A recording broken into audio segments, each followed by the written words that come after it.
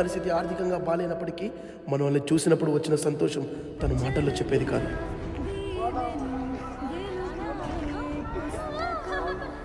ఉంటున్న land rent అవ్వడంతో వెళ్ళిన ప్రతి చోట ఖాళీ చేయించడంతో వెళ్తున్న ప్రతి కొత్త ప్లేస్కి షెడ్ వేసుకోవాలంటే చాలా ఇబ్బందిగా ఉండేది. ఈసారి అయితే తన మనవరాలు గోల్డ్ కూడా అమ్మేసింది ఈ మూగ జంతువుల కోసం.